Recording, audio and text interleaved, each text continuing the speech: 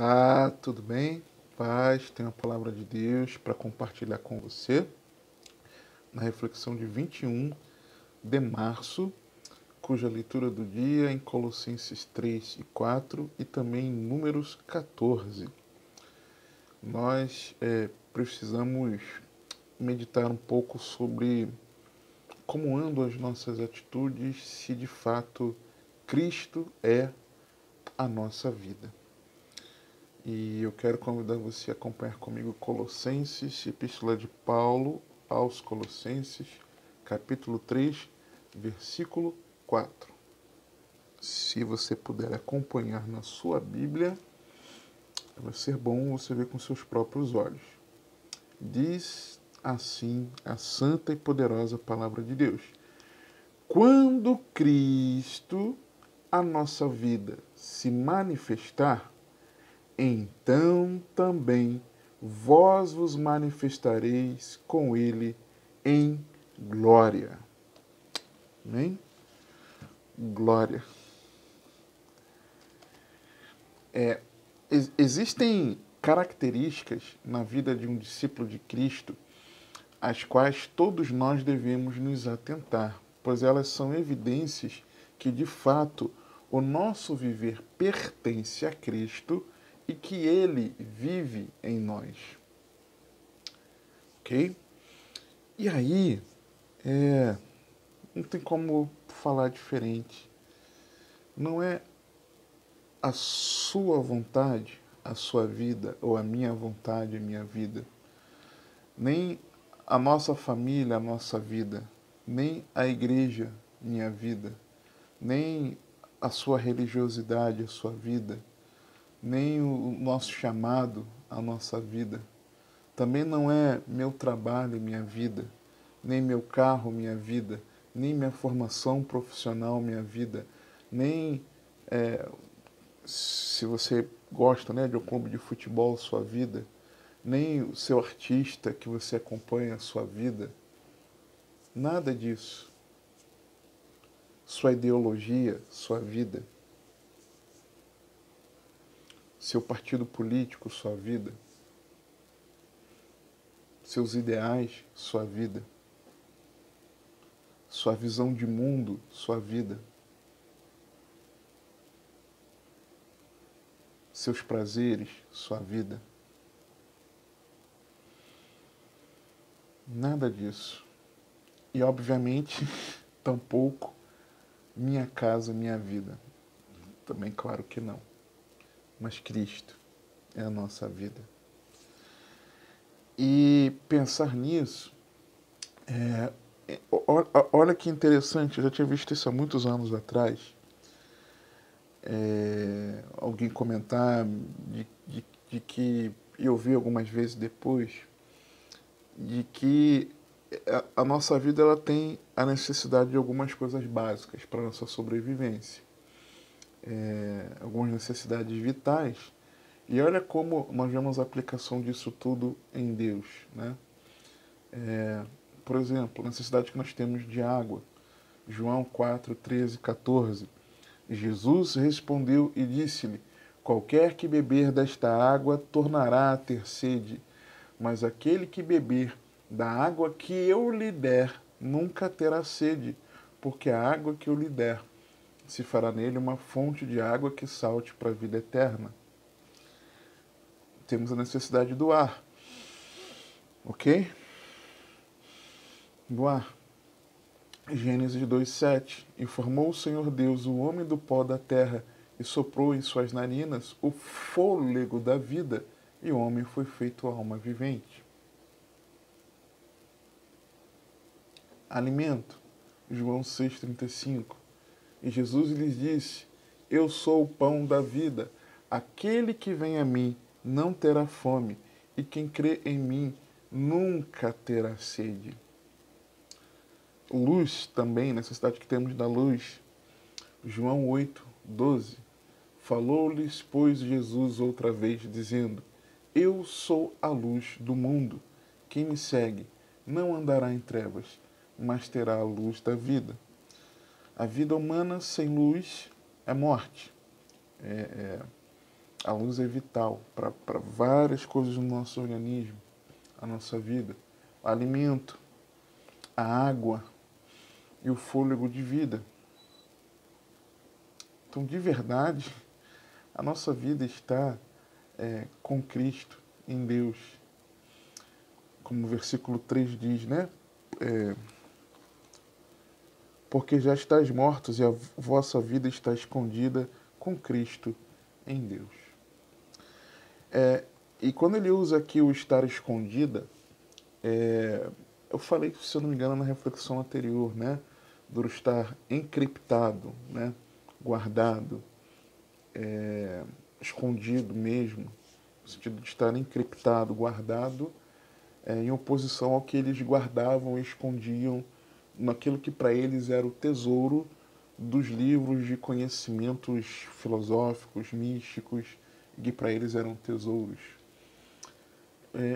E aí, aqui, nesse texto, nós vemos no contexto, eu vi pelo menos, né, porque eu não quis me exceder muito, mas pelo menos 12 evidências de uma vida em Cristo. 12 evidências. Vamos lá. Versículo 1, começando do versículo 1 do capítulo 3. Versículos 1, 2 e 4, eu vejo que uma verdadeira vida em Cristo tem foco na eternidade. Portanto, se já ressuscitastes com Cristo, buscai as coisas que são de cima, onde Cristo está assentado à destra de Deus. Pensai nas de cima, e não nas da terra.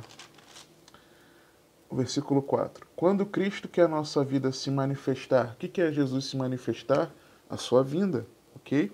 A manifestação da sua vinda. Então também vós vos manifestareis com ele em glória. Ou seja, teremos nossos corpos transformados em corpos gloriosos. A nossa ida ao encontro do Senhor não será num abrir e piscar de olhos, num abrir e fechar. Mas a transformação do corpo é que será num piscar de olhos. Tem gente que confunde isso, né? Então estão falando isso. Vós manifestareis com ele em glória, é que seremos transformados em um corpo glorioso. Os mortos ressuscitarão em corpos gloriosos e os vivos terão os corpos transformados em corpos gloriosos. E aí iremos, os mortos ressuscitados e os vivos transformados, ao encontro do Senhor nos ares, quando ele se manifestar. Então, o nosso foco não são as coisas dessa terra. Então, não pode haver uma preocupação nossa excessiva com essa vida terrena. Não pode ser a nossa prioridade, ok? Devemos buscar e pensar no que é do alto. Pés e mãos aqui na terra, mas mente e coração na eternidade. Você me ouviu falar isso algumas vezes. Segunda característica que eu quero separar aqui, essa primeira eu poderia subdividir, mas para não ficar muito excedente, vamos deixar só que tem foco na eternidade. Essa segunda também ela poderia ser subdividida, que é a de santifica-se, né? Uma outra evidência de que tem a vida em Cristo é de quem se santifica. Verso 5. Mortificai, pois, os vossos membros que estão sobre a terra, a fornicação, a impureza, a afeição desordenada, a vil concupiscência, a avareza, que é a idolatria. Essas são características da satisfação carnal. Poderia subdividir, mas prefiro deixar junto do santifica-se. Por quê? Porque no verso 8 diz assim: mas agora despojai-vos também de tudo, da ira, da cólera, da malícia, da maledicência, das palavras torpes da vossa boca. E aí faz parte também de você se santificar. Mas você vê que tem características que são comportamentais: ira, cólera, malícia, maledicência. E aí no final, Paulo ele já transiciona para pecados não mais do comportamento, mas pecados da fala. E aí, palavras torpes da boca, maledicência e palavras torpes da boca, E aí no versículo 9, não mintais uns aos outros. Então poderíamos ter o santifica-se da satisfação carnal, do comportamento inadequado e no falar inadequado. Mas vamos juntar tudo num só? Santifica-se. Versos 5, 8 e 9 na parte A. Ok? Segunda evidência, característica. Terceira, tem a consciência da ira de Deus. Tem o foco na eternidade, mas sabe da eternidade sem Deus. Versículo 6. Pelas quais coisas vem a ira de Deus sobre os filhos da desobediência. O fogo eterno é real. O paraíso é real. A condenação eterna é real. E a salvação eterna é real. Mas o problema é que nós nos esquecemos que aquele que está ainda sem Cristo permanece na ira de Deus.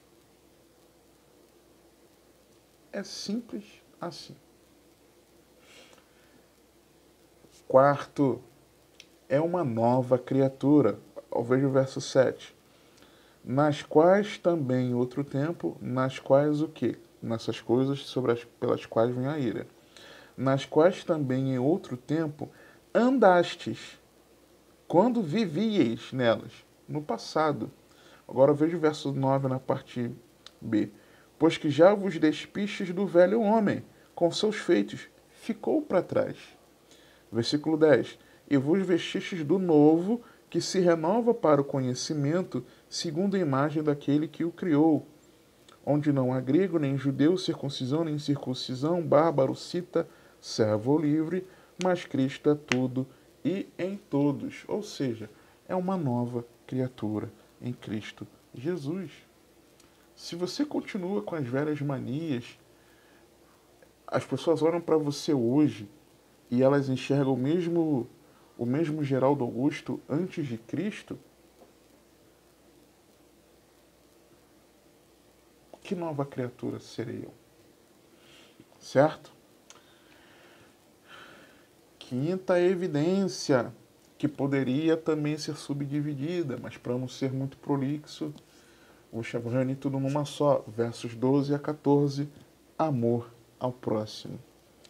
Revestivos, versículo 12, revestivos, pois, como eleitos de Deus, santos e amados, de entranhas e de misericórdia, de benignidade, humildade. Tudo isso, cada um desses dava uma reflexão à parte, né?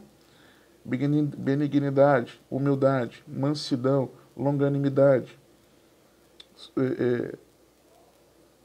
suportando-vos uns aos outros. O suportar é no sentido de levantar, sustentar, de carregar, que é do termo grego anekomai, né?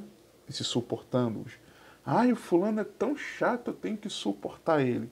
Não, é suportar no sentido de levantar, de sustentar e de carregar. Levantar quem está caído, sustenta quem está de pé para não cair e carrega. Você entendeu? É isso que é o suportar aqui do verso 13. Suportando-vos uns aos outros e perdoando-vos uns aos outros, se alguém tiver queixa contra outro, assim como Cristo vos perdoou, assim fazei vós também. E sobre tudo isto, revesti-vos de amor, que é o vínculo da perfeição.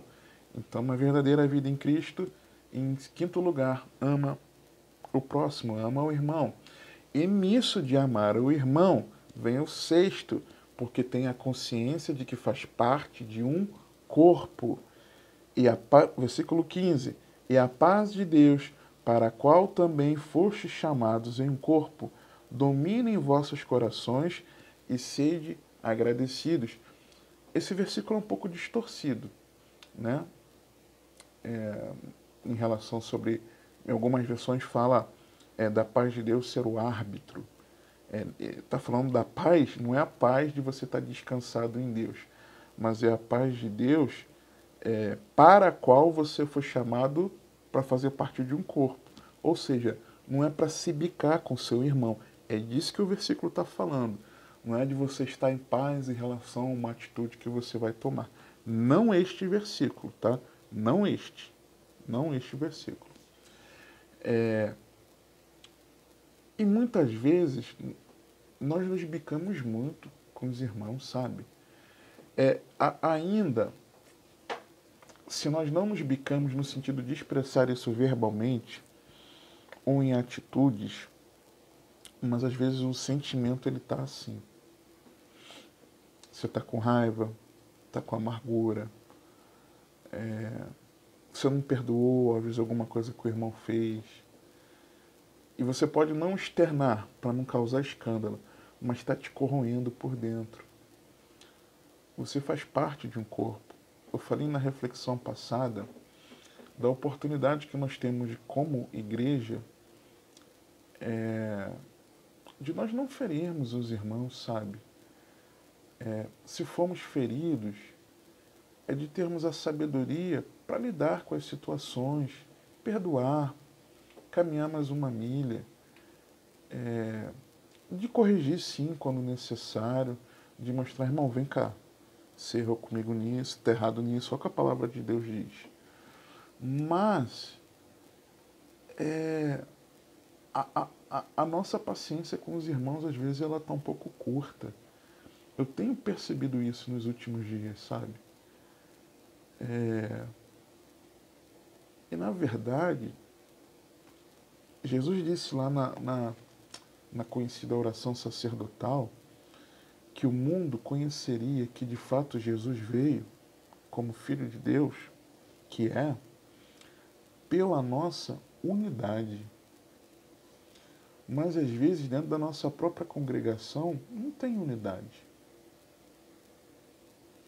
Unidade não é concordar com todo e qualquer pensamento que a pessoa tenha. Tem gente que se engana. Andar concordemente, tende o mesmo pensamento, não significa que qualquer abobrinha que cada um pense, todo mundo tem que concordar. Não, não é verdade isso. Ainda que não seja abobrinha, é um entendimento que a pessoa tenha. Você não tem que concordar com tudo que eu penso, sabe? E eu não tenho que concordar com tudo que você pensa. Mas naquilo que a Bíblia diz, nós precisamos ser concordes. É isso que a Bíblia nos ensina. E às vezes tem muita picuinha, sabe? Isso eu estou generalizando. Estou generalizando mesmo. Tem muito disso. Nós fazemos parte de um corpo. Nós somos membros uns dos outros. Nós precisamos entender isso. De verdade. Em sexto lugar isso, né? Em sétimo lugar, é uma pessoa que mergulha na palavra. Versículo 16. A palavra de Cristo habite em vós abundantemente em toda a sabedoria, ensinando-vos e admoestando-vos uns aos outros com salmos, hinos e cânticos espirituais, cantando ao Senhor com graça em vosso coração. Eu não quero ler a Bíblia. Aí está no culto, abra por favor a sua Bíblia. O crente nem leva a Bíblia.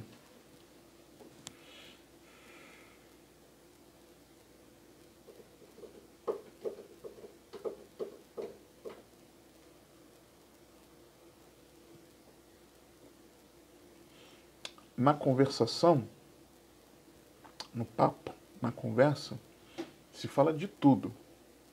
Das atualidades, das trivialidades, das futilidades, das bobagens, às vezes das coisas úteis, importantes, mas não sai Bíblia. Por que não sai Bíblia dos lábios? Porque não está no coração. A palavra de Cristo não está habitando ricamente no coração.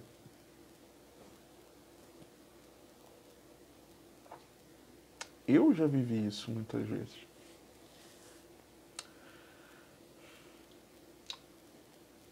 Oitava é alguém, uma vida em Cristo, é de alguém que serve com a motivação certa.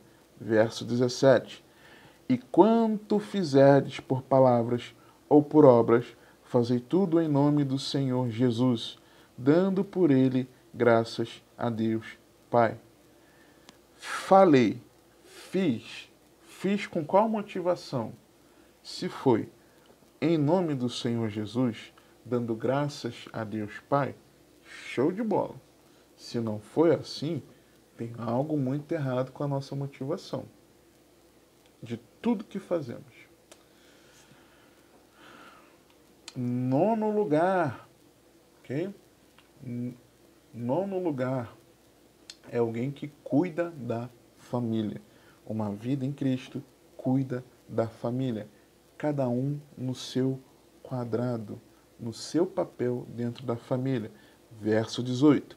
Vós, mulheres, estáis sujeitas aos vossos próprios maridos, como convém no Senhor. Vós, maridos, amai as vossas esposas, e não vos irriteis contra elas. Vós, filhos, obedecei em tudo a vossos pais, porque isto é agradável ao Senhor. Vós, pais, não irriteis a vossos filhos, para que não percam o ânimo. Marido, mulher, pais e filhos, em harmonia, um cuidando do outro dentro do seu papel. Uma vida que despreza isso não é uma vida em Cristo. 10º lugar, 10ª evidência, versos 22 em diante até o verso 1 do capítulo 4. Vós, servos, obedecei em tudo. É alguém que é um bom profissional. Vós, servos, obedecei em tudo a vossos senhores, segundo a carne, não servindo só na aparência como para agradar aos homens, mas em simplicidade de coração, temendo a Deus.